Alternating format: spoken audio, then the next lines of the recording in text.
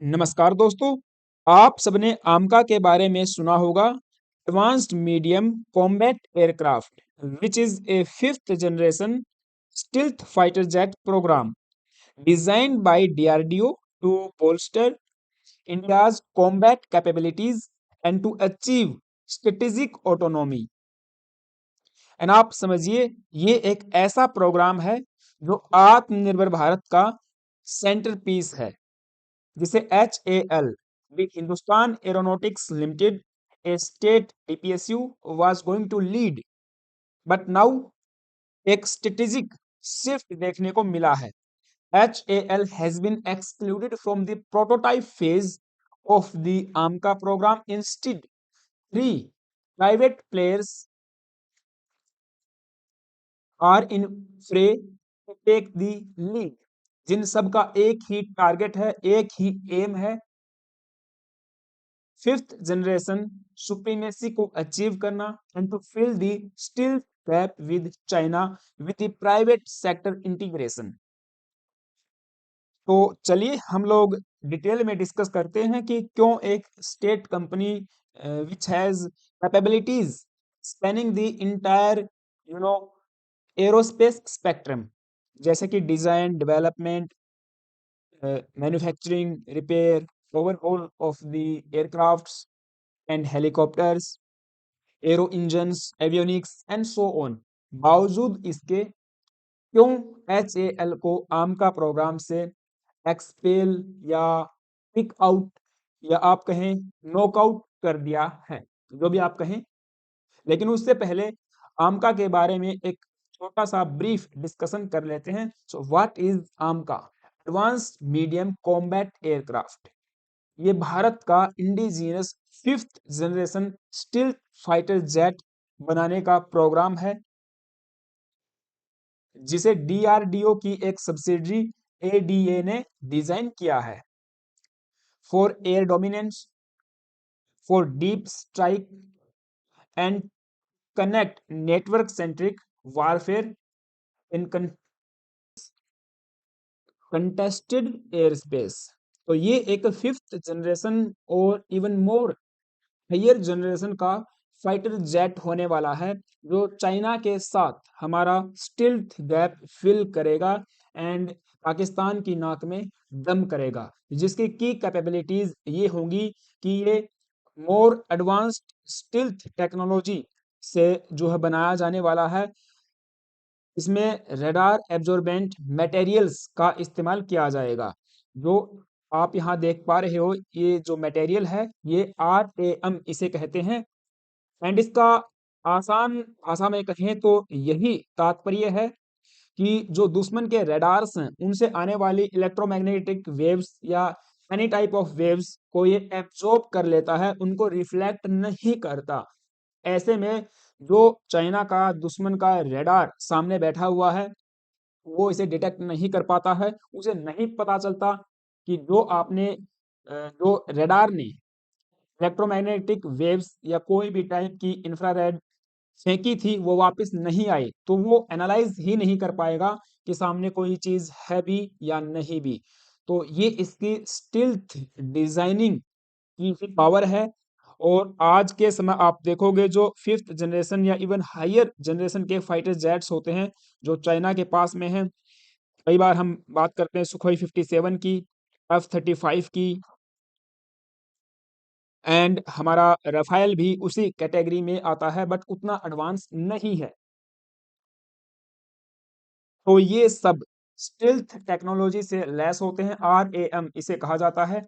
Next है internal weapons बे। अब आपने देखा होगा, चाहे हम तेजस की बात करें, चाहे MK सुखोई 31 की बात करें, सुखोई 57 की बात करो, या फिर आप राफेल की बात करें, या इन सम केसेस हम बात कर सकते हैं J-20 की, J-10 की बात कर सकते हैं। एंड बहुत से ऐसे दुनिया भर में एयरक्राफ्ट्स हैं जिनके वेपन्स आपको बाहर देखने को मिल जाते हैं, बट यहाँ ऐसा नहीं होगा। हम इसको स्पेसिफिकली ऐसे डिजाइन करेंगे कि इसका जो वेपन बे है वो इंटरनली ही इंडक्ट किया जाएगा, उसको इंस्टॉल या कहें कि उसको मैन्युफैक्चरिंग ही ऐसी की जाएगी कि बाहर से देखने पे कौन कौन से वेपन्स, कौन कौन सी मिसाइल्स आपने इंटीग्रेट की है वो पता नहीं चलेगा। It can carry 4 long range missiles internally to maintain the stealth. Next, sensor fusion and AI. तो सेंसर्स का फ्यूजन किया जाएगा with artificial intelligence. Integrated avionics इसमें इंस्टॉल की जाएंगी जो रिड्यूस करेंगी पायलट का वर्कलोड। एआई बेस्ड जो सेंसर फ्यूजन है, जो भी एवियोनिक्स है, इलेक्ट्रॉनिक्स हैं, वे एक डिसिसिव डिसीजन देते हैं पायलट को डायरेक्टली कि आपको कहाँ स्ट्राइक करना है, कौन से वेपन का इस्तेमाल करना है, लॉन्ग रेंज का करना है या मीडियम रेंज का करना है, जित मीन्स का कोऑर्डिनेट्स क्या है। तो हर तरह की जानकारी ये मिक्सअप करके आपस में कम्युनिकेट करके with all the avionics, with all the parts और components of the aircraft, ये एक डिसिसिव डिसीजन देता है कि चलिए वहां टारगेट कीजिए। तो ये इसकी एक एडवांस टेक्नोलॉजी है। एंड सुपर क्रूज स्पीड की अगर आप बात करोगे तो सस्टेन कर पाएगा supersonic flight without afterburners, which is again makes AMCA a stealthier fighter jet। और रेडार्स की आप बात करें तो इसमें AESA ऐसा रेडार्स इंटीग्रेट किए जाएंगे जो कि गैलियम नाइट्राइड टेक्नोलॉजी पे बेस्ड हैं, GAN। क्योंकि अभी तक आप देखोगे जितने भी एडवांस फाइटर जेट्स हमारे चारों तरफ घूम रहे हैं, इवन राफेल की भी आप बात करोगे तो उसमें gallium arsenide technology based radars का इस्तेमाल किया जाता है, जो कि हीट सेंसिटिव होते हैं, ज्यादा हीट को झेल नहीं पाते हैं।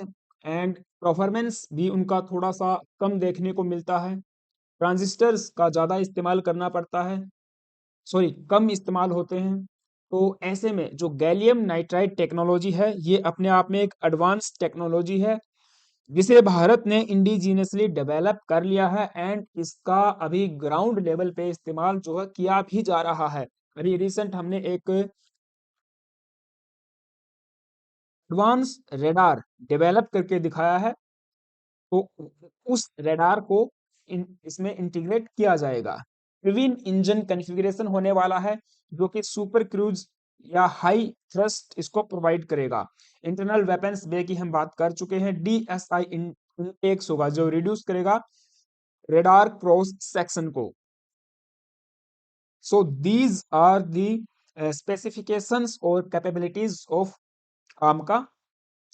नाउ इसको बनाने के लिए इसका जो डिजाइन है वो DRDO की एक सब्सिडरी ADA ने तैयार कर लिया है। अब ये मैन्युफैक्चरिंग फेज में जाने वाला है, तो जिसके लिए हमको चाहिए बीडर्स। DRDO नीड्स पार्टनर्स जो इसे बना सके, जिनके पास एक्सपर्टीज हो, एक्सपीरियंस हो 5th जनरेशन फाइटर जेट बनाने का।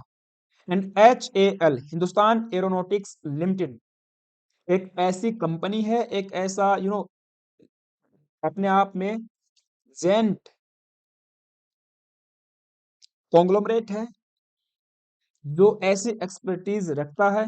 इसके पास काफी अच्छा खासा एक्सपीरियंस है।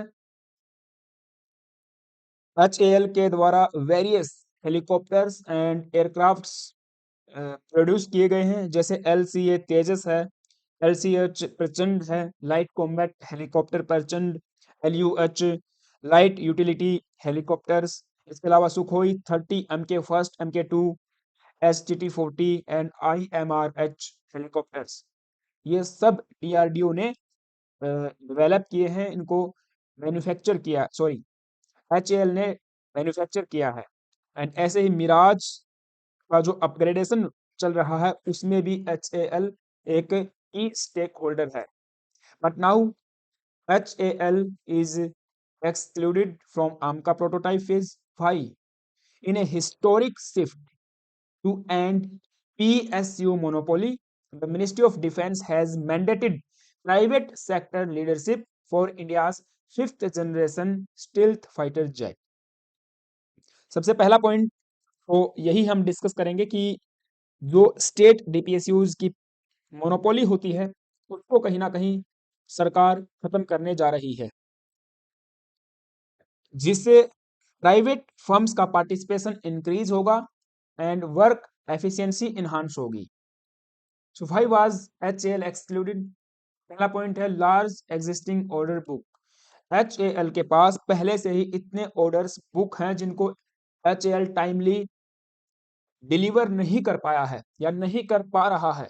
चाहे हम लोग सुखोई 30 MK फर्स्ट की बात करें या 2 की बात करें, या आप तेजस की बात कर लीजिए, प्रचंड हेलीकॉप्टर्स की बात कर लीजिए, या LUH लाइट यूटिलिटी हेलीकॉप्टर्स की बात कर लीजिए, मिराज का भी अपग्रेडेशन डिले चल रहा है। जितने भी काम HAL के द्वारा किए गए हैं एंड जो ऑनगोइंग है उन सब में HAL कह सकते हैं कि उम्मीद पे खरा नहीं उतरा है। एंड हमारे इंडियन एयरफोर्स के चीफ ने रिसेंट कहा भी था कि वे HAL से बिल्कुल भी खुश नहीं है एंड उन पे भरोसा भी नहीं कर सकते, ऐसी स्टेटमेंट्स आई थी, मार्केट में तैर रही हैं। HAL is heavily committed to deliver Tejas Mk first A, upgrading Sukhoi 30 Mk1 fleets and manufacturing HCH जो हेलीकॉप्टर्स हैं, blue helicopters, but it doesn't deliver the same on time. तो इनका फोकस रहने वाला है पहले क्लियर करो बैकलॉग्स को। इसके अलावा सेकंड पॉइंट ये है कि we need India need for parallel capacity. अगर आप एक ही वेंडर पे डिपेंडेंसी रखोगे जो कि एक PSU है, मान के चलिए भविष्य में उसने कोई रायता फैला दिया तो उसको समेटना बहुत ज्यादा मुश्किल हो जाएगा। ऐसे में हमारे पास एक पैरेलल कैपेसिटी होनी चाहिए, चाहे प्राइवेट फर्म्स ही क्यों ना हो, तो उनके पास ऐसे एक्सपीरियंस, ऐसे एक्सपर्टीज होनी चाहिए कि हम लोग डी रिस्क कर पाए प्रोडक्शन को, प्रोडक्शन हमारा बाधित न हो, हम लगातार मैन्युफैक्चर करते रहे, लगातार उसके उस चीज में आगे कहीं ना कहीं बढ़ते रहे। The government aims to the risk productivity and manufacturing by establishing parallel fighter assembly line, जो कि होगी through the private sectors. Next, strict timeline adherence. तो डिलेज की वजह से तेजस को आज हम ऐसी बातें कह रहे हैं एंड उनको कहीं ना कहीं सुननी भी पड़ रही होंगी।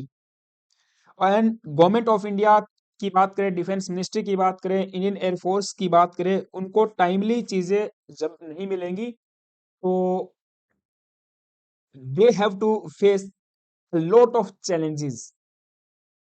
अभी इस आम का प्रोग्राम की बात करें तो 3 से 4 साल का रोल आउट टारगेट रखा गया है विदाउट डाइवर्टिंग रिसोर्सेज। ये स्ट्रिक्ट निर्देश जो सामने आई हैं रिपोर्ट्स, उनसे पता चला है कि दिए गए हैं डिफेंस मिनिस्ट्री के द्वारा कि साल 2030 तक आपको 5 प्रोटोटाइप बना के देने ही देने होंगे, जिनके लिए एलोकेटेड बजट है 15,000 crore rupees for the 5 prototypes. And selection timeline यहाँ पे अब 3 महीने का रखा गया है। कौन सा सिलेक्शन टाइमलाइन?